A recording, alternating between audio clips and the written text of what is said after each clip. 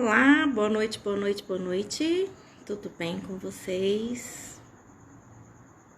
Nós estamos aqui dando início. Doutora Cirlei, boa noite, tudo bem? Obrigada pela presença. Nós vamos falar hoje a respeito de violência doméstica. Estou aguardando a nossa convidada, a doutora Márcia Almeida, para poder falar um pouquinho para a gente do ponto de vista clínico da violência doméstica familiar. Doutora Vilma, boa tarde. Doutora Vilma, Tati, boa noite, né, gente? Eu já tô, né? Boa noite a todas, sejam todas bem-vindas. Tá faltando a doutora Márcia entrar pra gente começar. Mas enquanto ela não entra, eu vou fazer uma... Oi, Edilene, tudo bem com você também? Boa noite. Eu vou fazer um briefing, falar um pouquinho a respeito da... Doutora Márcia Almeida entrou, doutora Maza, tudo bem, Maza? Micheline, doutor Jorge Henrique. Doutora Márcia entrou. Edivânia, boa noite também. Estou aguardando a resposta. Oi, doutora Márcia, boa noite. Tudo bem com vocês, gente? Boa noite. Boa noite, Você seja está, muito Gláucia? bem-vinda. Obrigada. Graças a Deus, bem. Que ótimo. Doutora Márcia, eu estava fazendo um briefing a respeito do que iremos falar hoje. Sim, pode dar Normalmente, quando a gente fala continuidade. em violência... Oi? Normalmente, quando a gente fala em violência doméstica, a gente tem por hábito assimilar o tema à violência contra a mulher. Porém, nós sabemos que essa não é a única violência sofrida, né? Que existem outras violências. E a Constituição Federal, em 1988, trouxe para a gente a instituição familiar da criança, do adolescente, do jovem, do idoso. E no seu artigo 226, parágrafo 8º, anota-se que o Estado assegurará assistência à família na pessoa de cada um dos que a integram, criando mecanismos para coibir a violência no âmbito de suas relações. E assim, no artigo 227 e no 230, ele trata especificamente da situação de assegurar ao idoso e à criança e ao adolescente essas condições dignas de subsistência, né?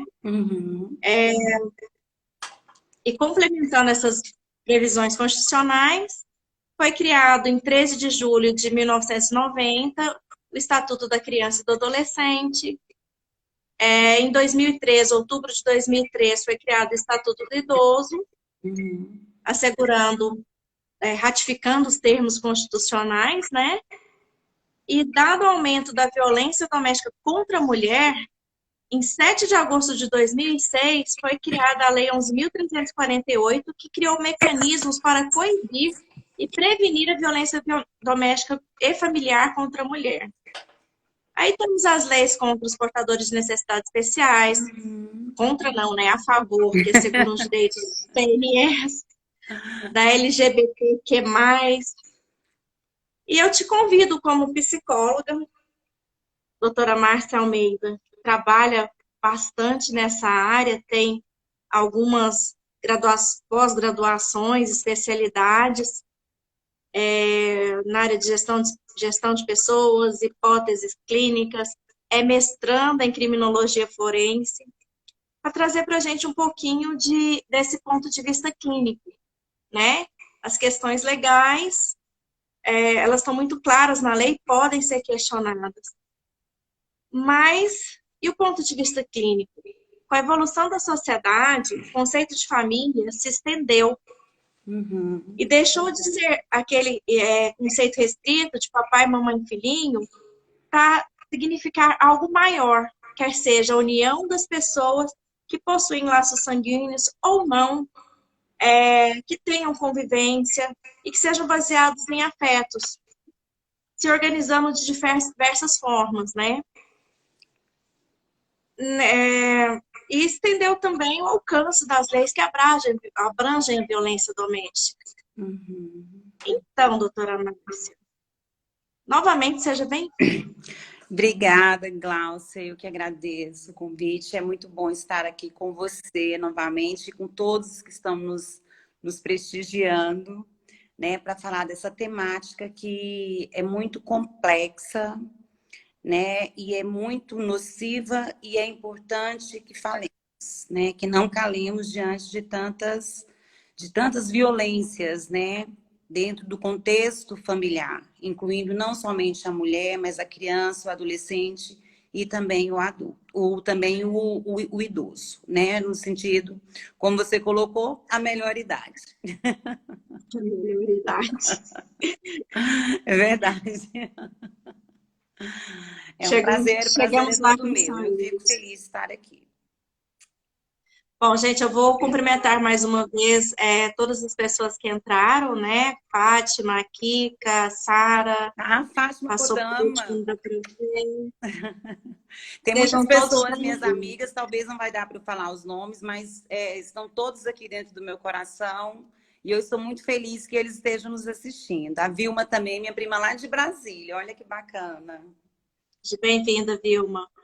Obrigada a todos por estarem aqui. Também não sei se conseguirei cumprimentar a todos É, durante... Porque senão a gente fica interrompendo o tema e não isso, fica legal, exatamente. né? Então vamos lá. Então, doutora Márcia, quais são os principais indícios de que uma pessoa está sendo, são observados, né? Está sendo vítima de violência doméstica ou de um relacionamento abusivo dentro da família, mesmo que não seja entre homem e mulher? Uhum. O maior desafio de tudo isso, Glaucia, é a identificação de que se está passando por esses processos de violência, né? Porque muitas mulheres que estão dentro desse processo, muitas vezes ela não se percebe como vítima, né? Porque a gente está falando vítima não na questão da vitimização, mas na questão de ser subjugada, de ser encolhida dentro do relacionamento. Então, para a gente poder identificar, a gente vai basear em quê? Um relacionamento ele é baseado como se fosse um contrato, digamos assim, onde nós dois fazemos acordos, e isso, quando eu falo em qualquer relacionamento, seja ele hétero, homo, afetivo, né? Então, quando eu me relaciono, eu sempre vou acordar um tipo de relacionamento, eu espero um tipo de relacionamento, onde eu e você tenhamos partes iguais, digamos assim, onde a gente possa se afinizar, ter discussões plausíveis, para que a gente possa ter um consenso nas nossas decisões. Dentro do relacionamento abusivo, ou dentro de uma violência, uma pessoa vai ter o poder sobre o outro, né? Uma pessoa, e nesse caso a mulher, ela vai ter o quê? A despersonificação da sua própria personalidade. Onde o homem, ele vai ter o quê? Começar a ditar para ela as regras, né? E ela inicia-se um processo de continuação dessa agressão, de forma muito inconsciente. A princípio, pensando que é uma forma de amor, que é uma forma de cuidado, por exemplo, não vista essa roupa, ela não veste, não corta esse cabelo, né? Não corta um cabelo curto como o meu, porque se você cortar, né, a gente vai ter um desentendimento. Então, a mulher começa a ser cerceada pelos direitos que ela tem, pela autonomia dela e pelos vínculos relacionais. Então, ela começa a ser sufocada pela sua própria vivacidade, pela sua própria essência de vida. Então, uma pessoa que está no processo de abuso não tem outra forma de ser vista, a não ser essa forma, né? De E a ser criança, intimidada. e assim, porque acontece muito, a gente vê muito em famílias, aquela extrema coação, principalmente a crianças e a idosos, porque são tidos como pessoas relativamente capazes, né? O que não destitui delas o direito Claro. de dignidade da pessoa humana. E quando a senhora observa essa questão nas crianças, como é que chega isso até você? Tá.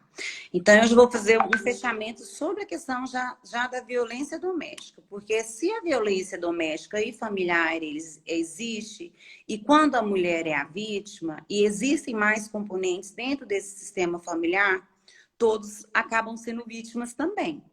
Muitas pessoas confundem que as crianças são testemunhas, ou os pais são testemunhas. Todos acabam passando por uma violência psicológica. Então, quando a criança também ela é permeada por esse tipo de abuso ou de agressão, ela tende a sofrer o quê? É humilhação, como se diz, denegrir a imagem dela, fazer comparação com outras crianças, colocar uma posição de poder, mas de muito medo, de aterrorizar essa criança, para que essa criança deixe de fazer isso ou aquilo, conforme o pensamento do responsável ou do protetor, no caso.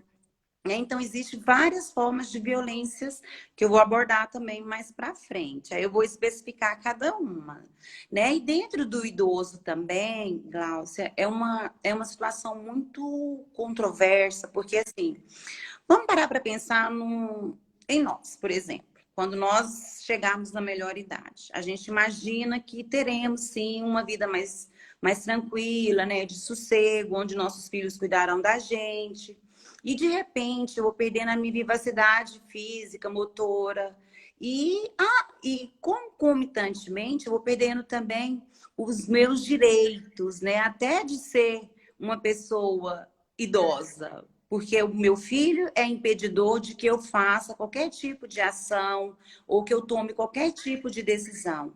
Então, essa pessoa também ela vai olhar para ela e vai o quê? Vai se entristecer, vai ficar humilhada, vai sentir muita culpa, né, diante de uma situação onde vai falar onde eu errei diante de toda essa educação que eu dei, né? Porque a gente vai falar também sobre a questão dos abusos durante a melhor idade. Tudo bem? Pode ser? Sim, sim, pode ser. Vamos. Então vamos lá. Então, entrando nessa questão de tipos de violência que você falou. E aí, quais são os tipos mais comuns, além dos já conhecidos contra a mulher? Tá. Isso é em relação Uhum. Só para a... complementar, só para complementar, Gláucia, como a gente caracteriza realmente também um relacionamento abusivo, principalmente entre casais, né? Porque difere um pouco da questão da criança e do adolescente e do idoso, né? São os Sim, ciclos, né, que a gente chama, que são os três ciclos, que é o ciclo que é o momento, o primeiro momento, que é o momento de tensão, onde, por exemplo, o homem vai falar para a mulher: não corte o seu cabelo, e ela não corta porque ele não quer. Eu não gostaria que você saísse com a Gláucia, porque a Gláucia ela gosta de sair para tal lugar assim assim. E aí eu fico com medo dele e deixo de sair com você, que é uma pessoa super por bacana, isso porque ele não personalidade. quer que eu faça isso. Então, as sessões, elas vão começando nesse nível, né? Dela começar a se moldar aos moldes que ele gostar, que ele quer que ela seja. E nisso vai começando essa tensão. Quando chega na explosão, que é no caso, por exemplo, assim, de um xingamento mais forte, de um abuso físico, né? Então, vão ter o quê? Vai ter realmente esse atrito direto, esse embate direto entre onde uma pessoa vai estar sobrepondo sobre a outra. E depois a gente tem a fase da lua de mel, que é depois que onde tudo passa, aí vem os arrependimentos.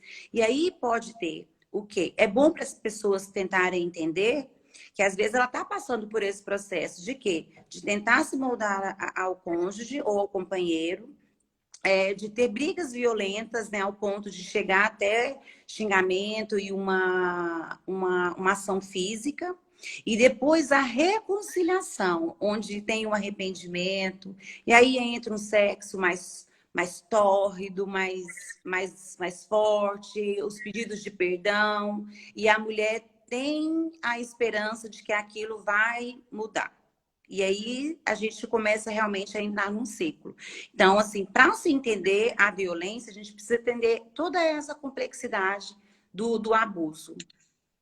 Então, eu vou voltar um pouquinho, já que você está falando com relação a pares, né, Sim, conjugais, vamos entrar na questão homoafetiva. sim. Eu vejo muitos casais homoafetivos tendo também passando por violências, né, onde a mulher, seja ela mulher trans ou mulher nascida do gênero feminino mesmo, podem ser atendidas pelas delegacias especializadas da mulher, enquanto Sim, os homens são sim. atendidos pelas delegacias Normais, né? normais, delegacias Uhum. Tem civis. o direito penal para eles.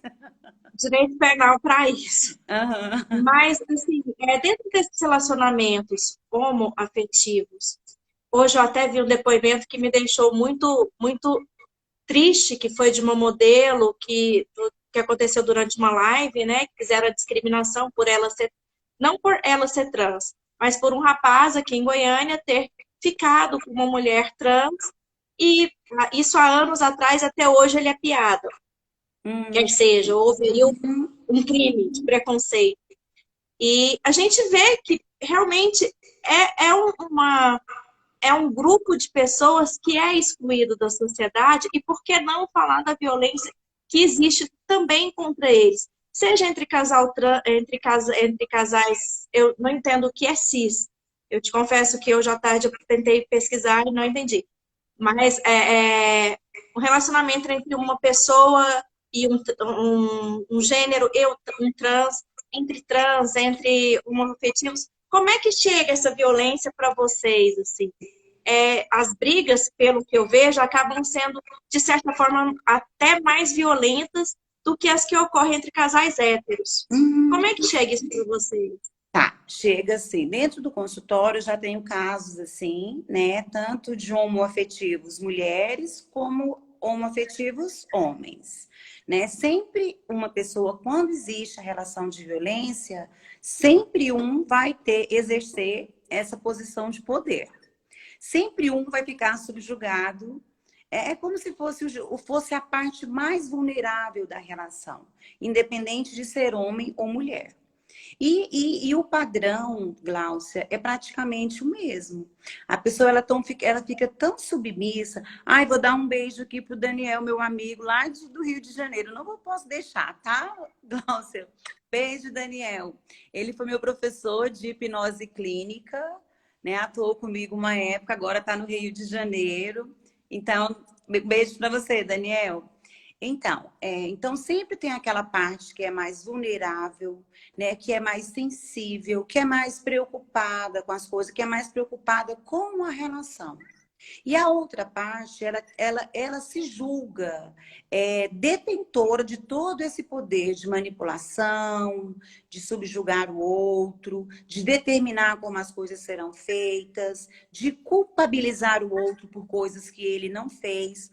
O padrão da violência familiar, doméstica entre casais é muito parecido, independente do gênero, tá? Das Isso ocorre relações. também de mulheres para homens? Como? Assim, de mulheres para homem, ocorre essa. A senhora tem observado essa violência da mulher para o homem? Gláucia, eu já tive um caso, assim, não da violência propriamente dita, específica, mas eu atendi um caso uma vez onde o pai tinha a guarda da filha, né? E essa mãe não é, ele tinha a guarda e ela tinha, além da alienação parental que ela fazia com a filha, ela tinha esse poder de acusá-lo, né, das coisas que ele não tinha feito. Então, assim, ela tinha um poder de persuasão, não para com ele, mas para com as pessoas que conviviam por perto. Principalmente em delegacias dentro do poder judiciário. Onde ele... Ah, assim... a Mas, senhora assim, falando isso, eu observo isso muito em relações de. Foi uma pergunta que eu fiz, mas que acontece uhum, muito. Infelizmente, as pessoas não conseguem entender que o relacionamento terminou e as crianças acabam sendo moeda de troca, exatamente, né? exatamente. E isso é Então, muito assim, triste, é muito uma complicado. situação muito triste e ela é muito severa, tanto a curto, médio e longo prazo. né? Eu acho que para todas as partes envolvidas, principalmente para a criança, que ela é um objeto ali realmente para afetar, para atingir uma das partes. É, Respondi ou você e gostaria de saber mais sobre os então relacionamentos? respondeu sim. A minha dúvida era realmente essa, se existe, se os casais homos estão realmente procurando esse tipo de tratamento, no caso, sendo psicóloga, Sim, seria um sim. tratamento, se eles estão denunciando por serem vítimas, se eles saíram daquela repressão que eles sofriam até muito bem pouco tempo atrás, para poderem buscar os seus direitos de serem livres e amados, né? Eu vejo muito ainda, Glaucia, que essa atitude efetivamente ainda não acontece. Até pelos estereótipos, né, que culturalmente a gente tem. Eu percebo mais que eles estão procurando os consultórios de psicologia para falar sobre. Porque lá eles entendem que lá é um lugar que não haverá julgamento, que terá acolhimento, né? Já que muitas pessoas, muitas vezes, é um tema até para uma outra live, não sei. Porque a questão da homoafetividade é uma coisa muito para ser discutida e respeitada. E a gente sabe que não é, né? Sim. Por todo o conjunto, né, da nossa cultura. Né? A gente vive numa sociedade realmente, assim, desculpa a palavra, mas a maior parte hipócrita, onde banalizam de forma muito discriminatória o afeto que uma pessoa tem por uma outra pessoa do mesmo sexo. Né? Que seria a mesma coisa de você com seu marido, com seu namorado, ou eu com meu namorado, com meu marido. Né? Então, isso a gente tem que levar em consideração também. Respeito cabe em qualquer lugar, né? Exatamente. Mas, Aí você perguntou também é, sobre a questão dos tipos de violência, né? da violência. Vamos Exatamente. tentar falar um pouquinho mais dessa questão, senão a gente acaba fugindo totalmente. Então vamos lá, Glaucia. Olha, o que eu mais percebo dentro do consultório, e você quer casos assim, mais ou menos dentro da minha experiência, né? Mas dentro da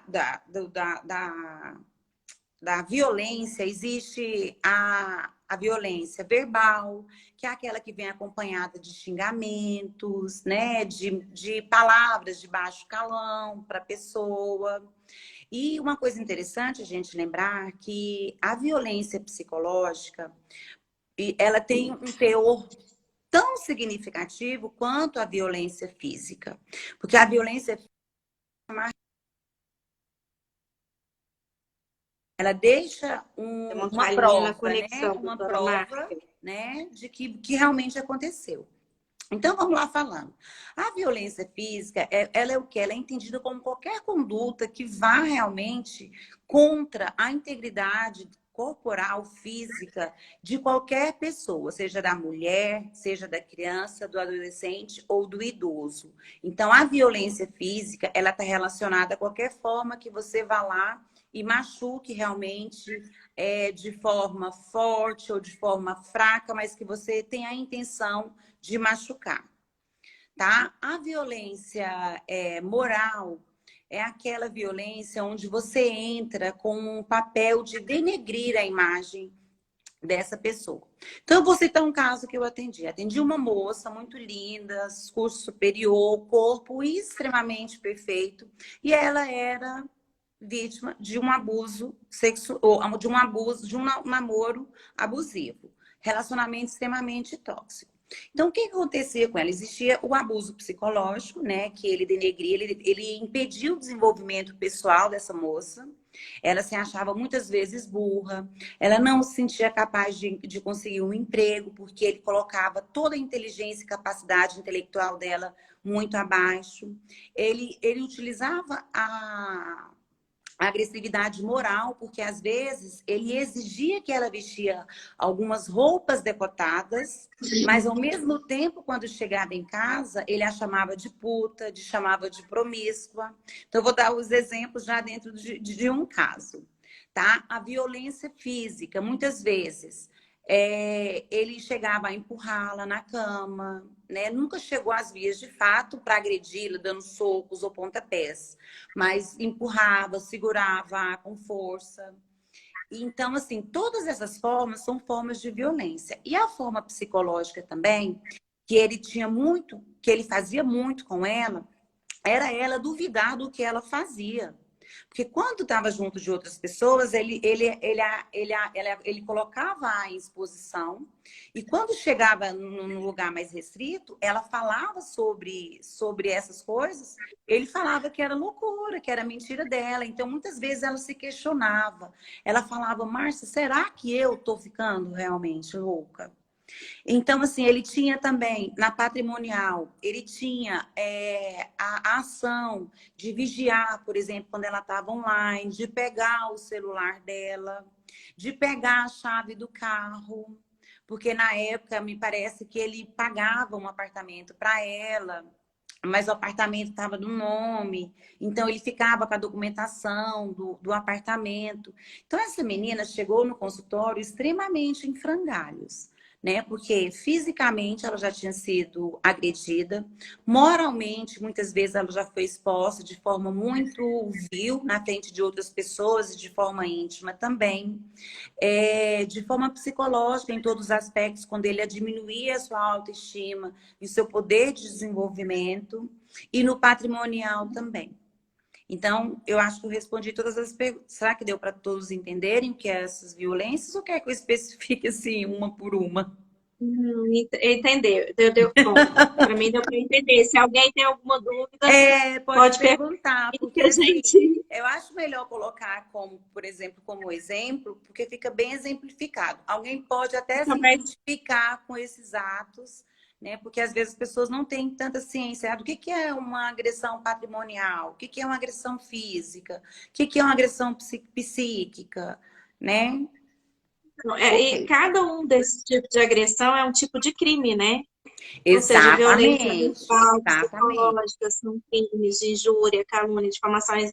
A sexual pode incorrer em estupro, patrimonial, exatamente. engano. E Uhum. assim, eu tenho uma amiga, já falei isso, e ela infelizmente foi vítima de um relacionamento também abusivo, e ela perdeu o patrimônio, perdeu parte, grande parte do patrimônio, não perdeu mais porque descobrimos mais cedo quem era o indivíduo. E ele continuou aplicando golpe, gente, aqui em Goiânia, inclusive, tá? Uhum. Então, essa história de namoro pela internet, relacionamento pela internet, às vezes é uma faca de dois gumes. Tem muita gente boa lá? Tem. É. Mas tem gente que tá lá para se aproveitar. Uhum. Até E aí a junto com gente a pode gente já tem, né, Gláucia? Até dentro até da junto com a mesma gente tem. A casa. gente às vezes não conhece, às vezes a gente não conhece as pessoas que estão ao nosso redor. Às vezes as pessoas se passam por nossos amigos e de repente a gente descobre que aquela pessoa, na verdade, era uma parasita, Uhum. digamos dessa maneira. Não sei se definir bem, mas e assim, eu vejo muito essas questões quando a gente trata da violência verbal, psicológica e sexual principalmente. Vou puxar para o lado da criança e do adolescente. Uhum. Acontece muito, muito. Infelizmente acontece. E normalmente acontece com pessoas que estão próximas. Claro, Às sim. vezes existe essa conivência da mãe ou do outro responsável pela criança. Como é que Uhum. é vista essa questão dessa conivência? Ela está relacionada, às vezes, ao abuso psicológico que a outra pessoa que deveria ser responsável por aquela criança vem sofrendo? Porque normalmente a criança ela não sofre um abuso sexual de uma pessoa que não está ali na família, né? Assim, Uhum. muito raramente.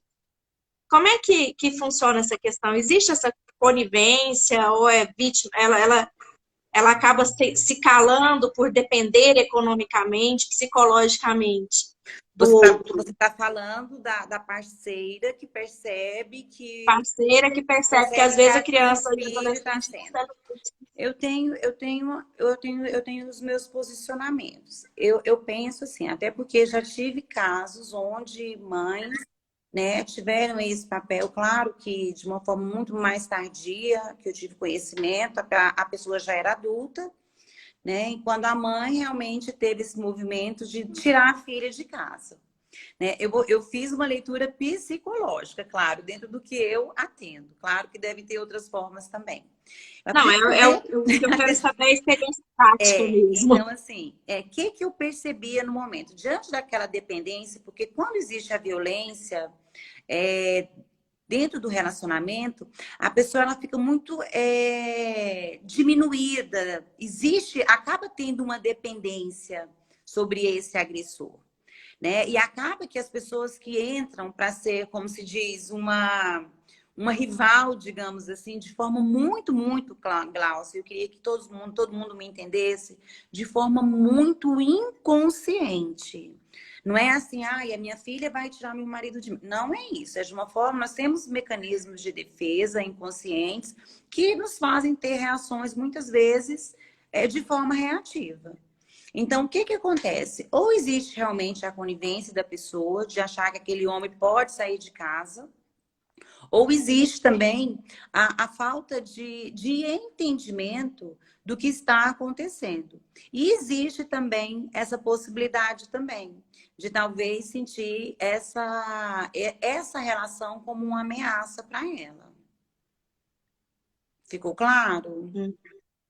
Ficou. Não, eu me atentei àquele caso. Eu assisti 2 filmes, um eu não me lembro o nome, em que com a morte da mãe, a filha se apaixona pelo pai. Eu não lembro como é que chama esse tipo de situação. Incesto.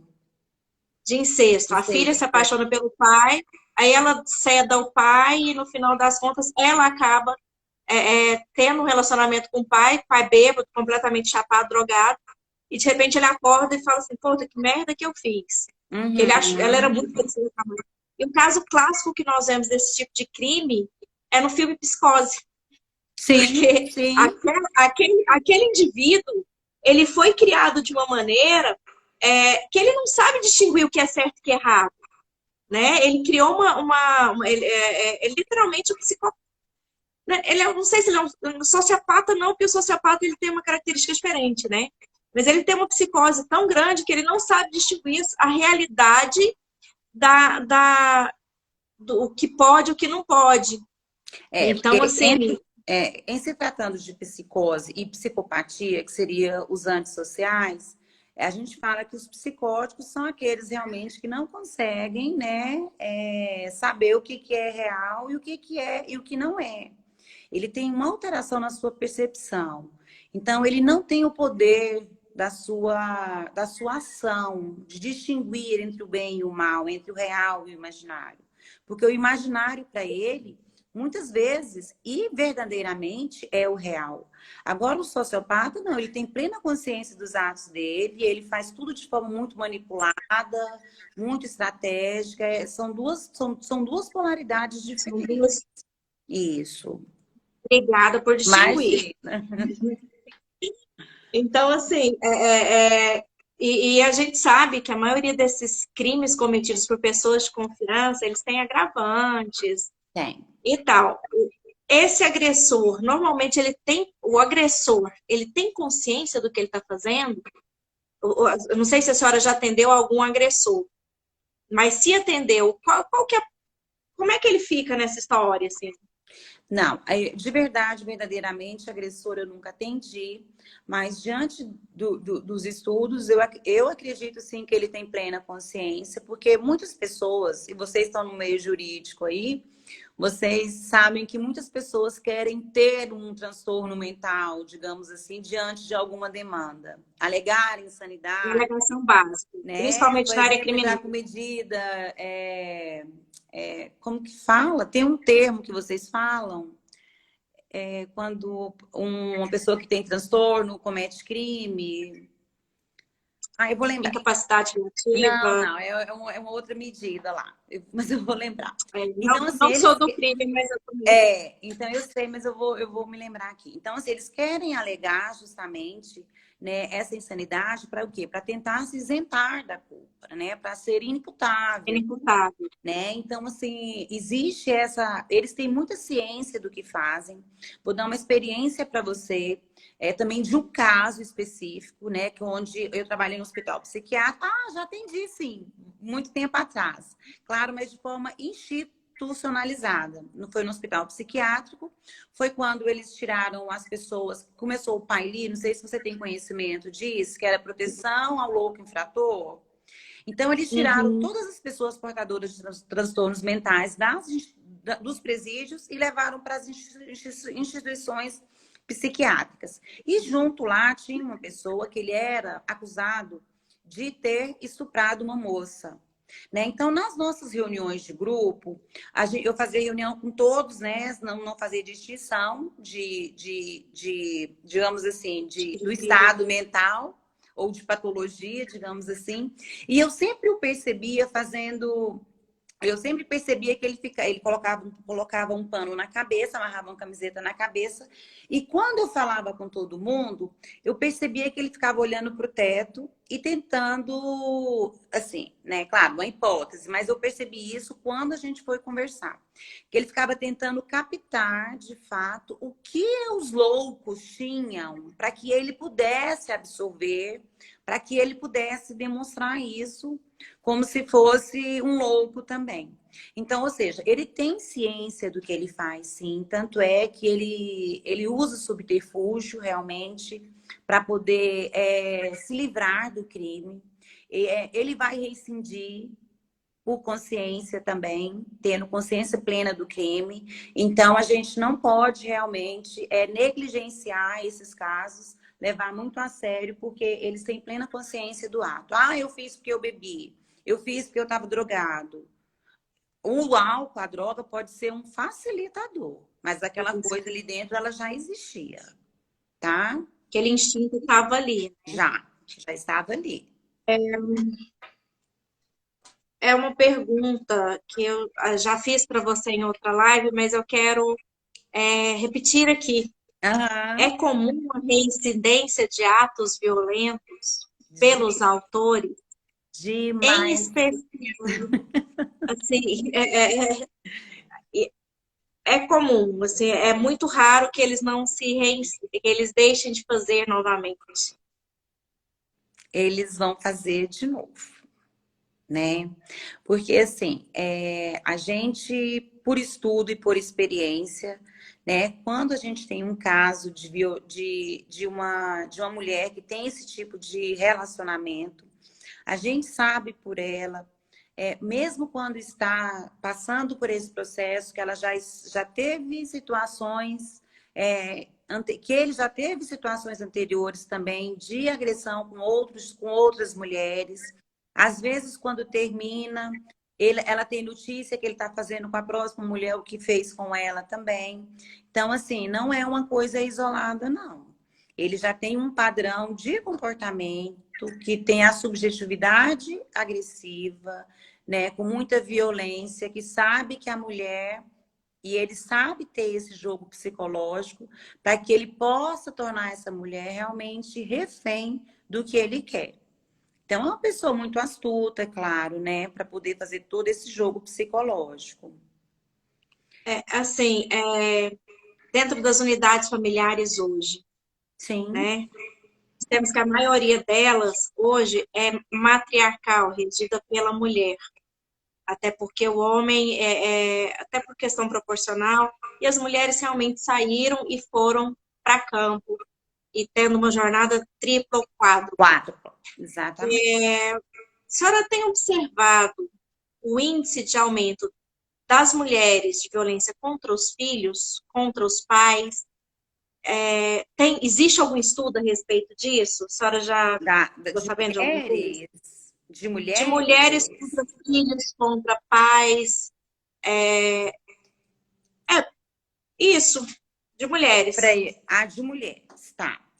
De mulheres. Eu tive um caso eu atendi uma criança onde a mãe chegou para mim um laudo forense, né, onde a criança teria que fazer terapia, porque se foi confirmado lá nos testes que a mãe realmente era autora de alienação parental, né? Então, assim, existem casos, sim, eu peguei somente esse caso, e é uma tristeza muito grande, porque você vê aquele ser tão indefeso ali, entre duas pessoas que amam, né? E sendo totalmente bombardeada de um lado. Desculpa a minha ignorância, mas eu acho que aquele que comete alienação parental, a não ser que seja por uma razão justa, seria justo, que privar a criança por um certo período de convivência com uma pessoa que a agredia, ela não ama.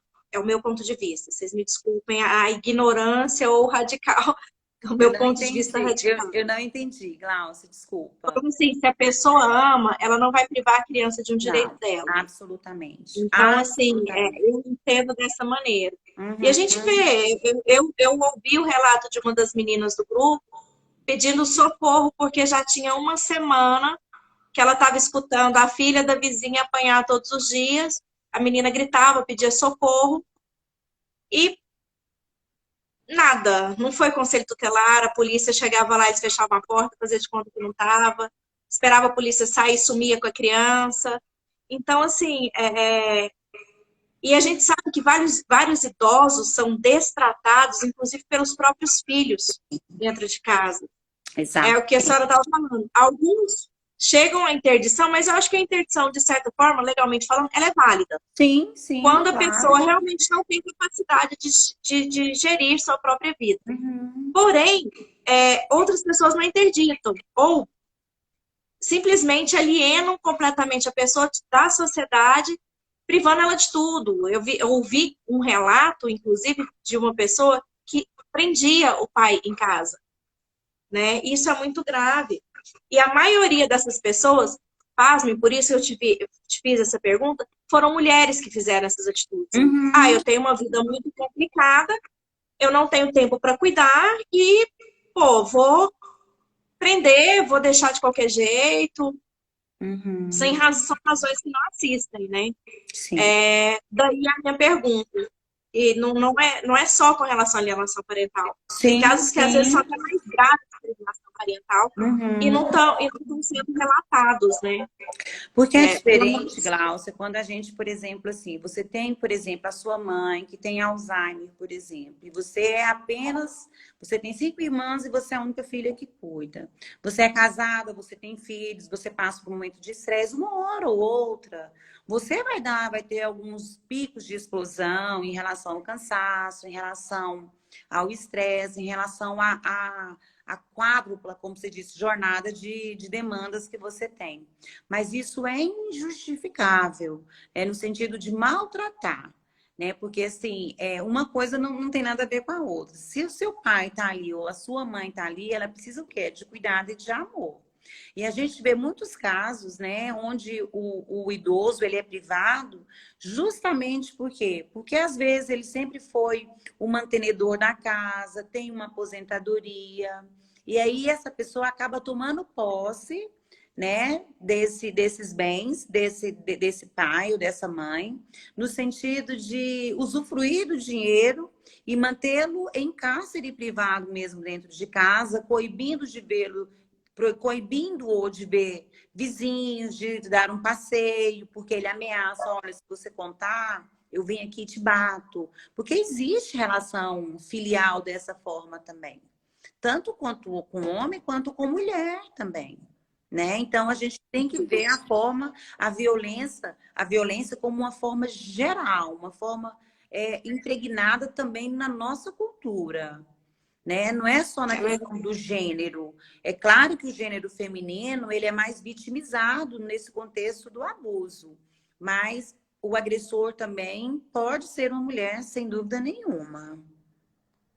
Mas não são raros, mas são raros os casos que a senhora atende em que a Sim, mulher seja a autora são do raros, abuso, são né? raros. Às Exatamente. vezes as pessoas confundem a autoridade que ela deve ter e Exatamente. acabam sendo coniventes. Aí a gente cai, Exatamente. às vezes, até numa injustiça, né? Uhum. Porque os direitos são iguais para todos, está previsto na Exatamente. Constituição, Exatamente. né? Ok, então vamos lá. Vamos lá. Nesse momento de isolamento, como é que está sendo visto estão acontecendo essas questões de violência? Como é que estão chegando para a senhora? Olha, tá uma coisa extremamente alarmante. né? Com a questão do isolamento, os momentos de tensões, eles têm se aumentado muito, né? Tanto de xingamento como violência física, né? Então, assim, o fato das duas pessoas permanecerem em casa, e aí eu vou colocar um contraponto aqui só para a gente avaliar, mas não que isso justifica. Dentro de pessoas que têm uma renda mais baixa, onde tem uma necessidade maior de trabalho, de comida, as tensões elas ficam maiores, porque muitas vezes as pessoas tendem a se reconfortarem na bebida, na droga, e aí esse é um facilitador para que realmente as agressividades aumentem, a violência aumenta. Então, nesse caso de isolamento, e a mulher agora, achei interessante, porque eu estava lendo, a mulher, assim, um vírus contra duas guerras, que a mulher está passando por esse momento, né? Existe a questão da guerra dela com o parceiro, onde agora ela está extremamente refém, ela está confinada mesmo, porque antes da pandemia já existia esse confinamento velado. Agora não, de fato ela está confinada, impossibilitada de qualquer ato externo e ainda tendo que lidar com todas as situações de prevenção ao vírus. Então, assim, tem se aumentado muito mesmo. E o homem, por ficar dentro de casa, e se ele já é um agressor, as tensões deles até as tensões irão aumentar cada vez mais e vai ser realmente um transtorno e tem se notado isso, tanto nas denúncias, né, e nos casos que a gente tem presenciado. Mas ainda de forma muito silenciada, tá? Tem muitas pessoas que ainda... Exatamente. Aquela coisa assim, voltando um pouquinho, mas em sequência, o fato de estarem fechados todos no mesmo ambiente viabiliza que a pessoa às vezes se torne mais agressiva, em razão Sim, de estresse. sim, Essa pessoa que nesse momento de tensão, ela reage com agressão, principalmente a física, porque a verbal a gente tem como normal, é o potencial agressor em outras, ou agressora em outras situações também? Tipo, já foi a primeira vez que venham outras? provavelmente. Provavelmente. Provavelmente. É. Então, assim, você está querendo dizer assim, se já teve um caso antes, então é possível Não, que... às vezes ele tipo assim, ele nunca cometeu nenhum tipo de agressão. Porém, nesse momento de estarem a família confinada, né, dentro de casa, aí começam essas discussões, elas se encaloram e de repente chegam a vias de fato, né? Eu vou falar uma coisa que é extremamente clínica, tá? Assim, desculpa os homens que estão nos assistindo, mas todos os homens, potencialmente, eles poderão ser agressores. Dependendo da situação, claro, né? Então, eu tô falando isso de uma forma mais hilária, para a gente poder não ferir tantos homens. O que a gente entende? Todo homem, dentro do nosso papel cultural, o homem, ele é o quê? Ele é o patriarcal, ele é o machista, ele não gosta de ser subordinado a nenhum tipo de situação, principalmente com a mulher. Quando a gente fala que essa mulher tem essa jornada tripla, isso também fere a masculinidade do homem. É um facilitador também para que esse homem vire contra essa mulher. São raros os homens que falam, nossa, que bacana, minha mulher está caminhando comigo. Então, tudo isso pode ser uma ofensa à sua virilidade. Aumentado um pouquinho, vou defender os meninos, tem aumentado Tá, um pouquinho esse compartilhamento masculino sim, de tarefas, de visor tem aumentado. Eu acho que isso tem sido até uma questão cultural, né? sim, Eles têm sim. sentido essa necessidade de participar mais da vida, né? Cotidiana familiar. E Continuando. aí, Gláucia, nos lares que isso está acontecendo, onde está tendo essa divisão de tarefas, é porque algo já harmonioso já pré-existia, tá? Nos lares onde essa violência tem se intensificado, os momentos tensos de agressividade e violência, eles também já eram pré-existentes. Então, Ah, tem, tá? agora Então, sim, a senhora conseguiu responder a então, dúvida, eu consegui. então, o que que acontece? Então, tudo que a mulher fizer que seja contrário ou que talvez ele não goste, ele vai colocar algum tipo de empecilho ali, iniciar algum momento de tensão, né? Então, eu quero que os meninos entendam, só o que eu quis explicar mesmo. Porque eu tenho percebido também que durante a pandemia existe esse companheirismo também. Tenho percebido isso muito também dentro dos Foi casais, amenizado, né? né? Da divisão de tarefas, né? Existem lares que onde a convivência talvez não era tão boa, hoje ela está, justamente por esse reajuste que as pessoas tiveram que fazer, respeitando cada parte. Então, isso tem acontecido também. A gente também não pode desvalorizar as coisas boas que estão acontecendo, ok? É. Bom, doutora Márcia, nós temos mais 5 minutos, pelo que eu estou vendo aqui, e eu Aham, vou deixar para a senhora as considerações finais. Porque, certo. assim, é um tema muito extenso, a gente consegue falar um pouquinho de cada coisa, mas não consegue abranger tudo. Teríamos que ter Exatamente. uma live para a violência da mulher, uma live para a violência da criança, uma para a violência do idoso, a outra para a Exatamente, LGBTQ+. exatamente. Então, Porque da assim, criança tem uma da criança vasta tem uma várias. Eu adolescente, sei do que a senhora idoso pediu, também. inclusive, para eu não insistir muito nesse tema de maneira muito específica, exatamente pela complexidade e pelo tempo que Exatamente. teria, né? Mas, assim, Exatamente. é impossível se falar em violência familiar sem falar desse tipo de violência. Exatamente. É, até para desmistificar um pouco. Eu tenho um caso de uma violência familiar sofrida por um homem, Uhum, onde eu já citei que a mulher botou fogo no apartamento. E, de repente, sim, ela chegou e começou a entrar na casa dele e aponta pés, agride a mãe. Então, assim, é muito complexo falar em violência. A violência, ela sempre tem dois lados. Tem homens que, às vezes, no impulso de reagir à agressão sofrida, acabam agredindo. A sim, sim. desproporção da força de um e de outro é que tem que ser levada em conta. Lógico, a mulher sempre ela é o ponto de vista mais frágil por questões fisiológicas, por questões por tudo. Ela é Uhum, mais frágil do uhum. que o homem.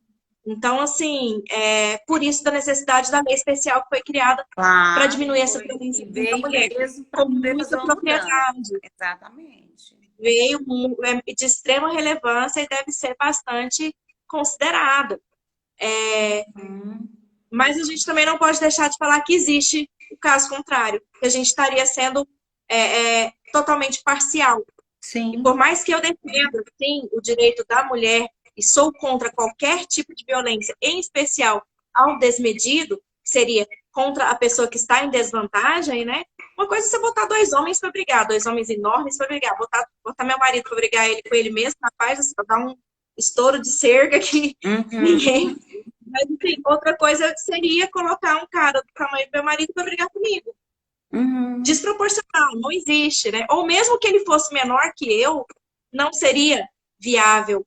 É fisiológico isso.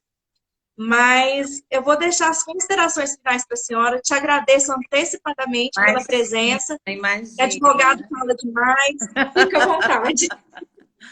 Olha, o que eu quero dizer é que não banalizemos realmente a questão da violência, que a violência ela deve sim ser expandida a todos os níveis, principalmente nas escolas.